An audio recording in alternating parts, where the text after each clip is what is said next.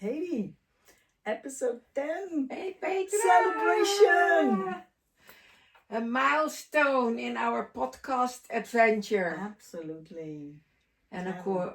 according to the comments we get, it's getting better and better. Yeah, people So, love it, right? Technically and the stories and the subjects. Teachings, Yeah. Yeah, it's so The amazing insights. that people are using this in their network marketing meetings all over the world, Australia, Suriname. It's wonderful, right? Yeah. The biggest fans. Yeah. And all of you out there as well, right? If you're not living in one of those countries. We love you. We do. Well, to tell you the truth, I got yesterday someone asked me, can you do that in Bahasa Indonesia? And I said, no. But your roots are there. I said, I speak Pasar Malays, but not Bahasa Indonesia. I said, but you know what? Put AI on it and send it through. Amazing. You have my permission. There are no copyrights on this.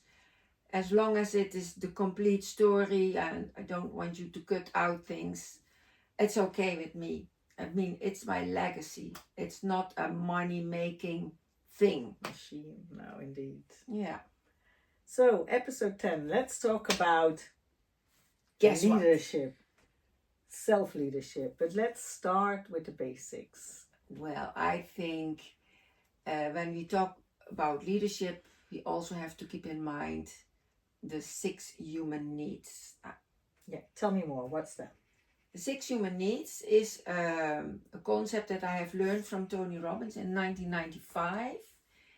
And it amazed me. It immediately brought me back to my childhood.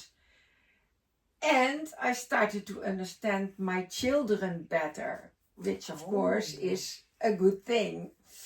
How come? Well, he was telling me, us in the room, everyone all over the world, no matter where they are, no matter in which circumstances, have the same 6 human needs. Kind of like the Maslow pyramid. More or less. He says, he explained, each and everyone wants to feel loved and cherished and connected. And the example that I normally give is the little baby that is born without having feeling touched or feeling loved, the baby dies. It's scientifically proven. And of course we grow up, but we still have the same feelings as a child, as a teenager, as an adult, as an older person. Yeah. And that's the most important one, to be loved and feel connected. To feel loved and feel connected. There are needs that need to be felt. And at the same time, we also all want to feel significant. Significance to others, towards others, significance towards ourselves, for our self-esteem. That is, of course, also very good. To be of importance. Yeah. And that reminds me when I was a child, a younger child, not even a teenager yet, but also when I was a teenager, that I was always the smallest person in the class, in the classroom. You too? Me too. It was horrible. Always at the end of the line. At the end of the line. And the last chosen when it came to sports. And at the same time, I compensated that with my big mouth. I'm not ashamed to say that. I always had my voice. So I wanted to be heard. I wanted to be seen. And if they were not looking at me but over me, my voice drew the attention. So I did look in the camera now. And it's strange enough, it's a little paradoxal. It is, yeah. Love and significance. But anywhere in the world, people have the same feelings, the same needs. The next human need we talk about is security. Feeling safe. Feeling safe, feeling secure about this, that, or whatever. Wanting to have the security that there is food every day, that there is a place to sleep every day. Even the homeless want to have that security. Where they sleep, that is always a different place, or most of the time a different place. That's their need for insecurity, their need for variety. And we have that too. We have the need for food every day. And let's get back to the security, the feeling of safeness. So is that also kind of a bit of predictability, so that you know what's going to happen? Yes, you not only know, but be sure what is going to happen. For some people, it is even as strong as wanting to have the control. Yeah. That's their security. I'm in control. Yeah. And the example that I was referring to is, we all want to have the security for a meal every day. Yeah. And we all want the variety of a different meal every day. Yeah. Because eating 2 or 3 days the same thing, although there are people that eat 7 days a week the same thing. Because they have no choice. Less choice than the more privileged people. Yeah. So security and insecurity, it is also paradoxal, but a secure life is boring. If you know everything in advance, if you can design everything what is going to happen in advance, you lead a boring life. But with the variety, the people that you meet, the people that you connect with, that is the paradox. We need that too. Yeah, it's what they say as well, right? If you know everything what's going to happen, what's the purpose of living at all? That's a good one. That's a good one. But I talked about 6 human needs, and the 5th human need is your personal growth. And you grow in life, you grow in age, you grow in length, and you grow in your thoughts. So your personal growth leads you at a certain point to contribution. Contribution to the community, contribution to a project, contribution to the well-being of other people. Now, what does this have to do with network marketing? I can tell you everything. If you think about it, you start in network marketing like a baby. You need the support of someone who was there before you. Like the baby needs the support of a caretaker or a nurse or the mother or someone that holds the baby in his or her arms and gives the baby the feeling that the baby is loved. Well, and the love for a baby is a little bit different than the love for a network marketeer. I agree with that. But you know the intention why I say that. And someone who is working with network marketing wants to feel the significance. Hey, I can add value. Not that I'm important. No, I can add value to a newcomer. I can add value to the life of a potential customer with the product and the service, or the service that we have. And the security we have in network marketing is that we do have our products, we do have our service, or both, and there is something as a compensation plan, as a compensation for what we are doing in the field, what the network marketer is doing in the field. The variety is, at the end of the month, how much did I make this month? Yep.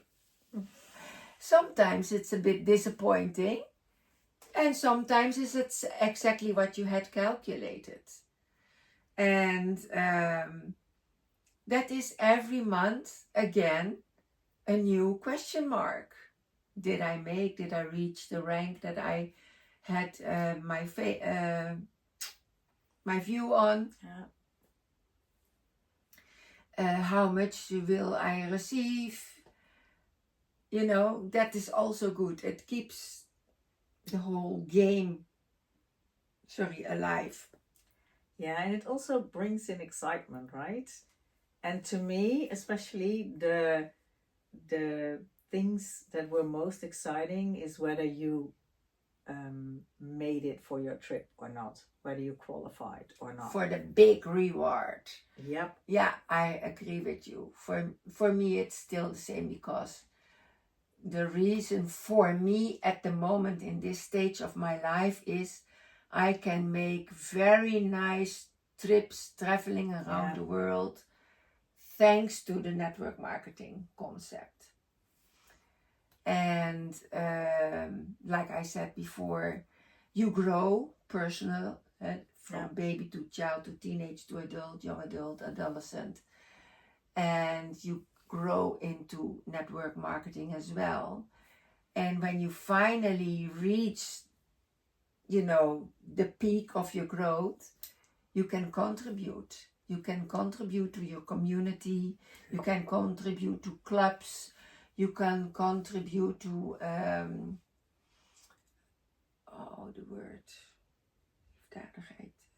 charity.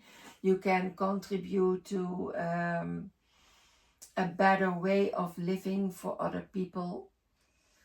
You contribute already when you sell a product that you are sure of that will help the persons. But in a group, you can contribute in a group of people. Yeah. And you can even take it a level further, and that's what Proctor learned us as well. It's actually, the more you have, the more you can give. So it's not an obligation. That's too harsh of a word, but he made us feel like you need to earn a lot of money so that you can give back a lot as well. Yeah, give back. That's the right word, and that's why I personally admire those companies that already have the giving back built in their culture. You know what I mean? Not every company does that.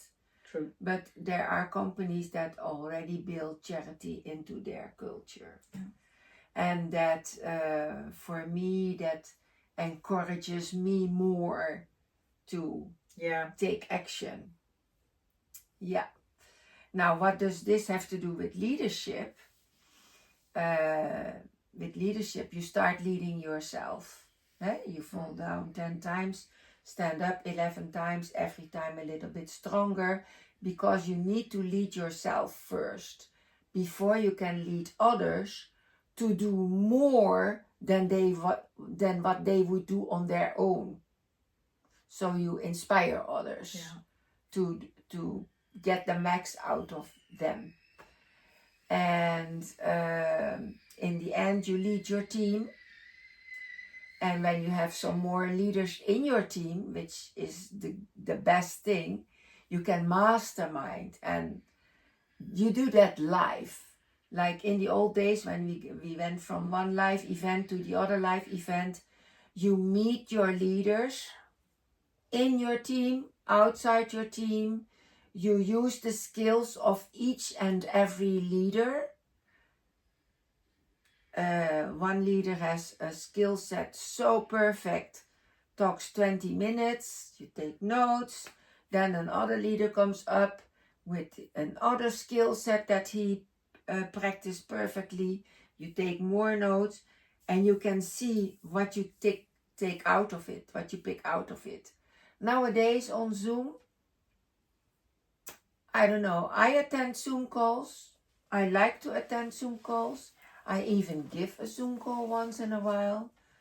But I hate to look at black screens. Yeah. I don't see people writing or taking notes.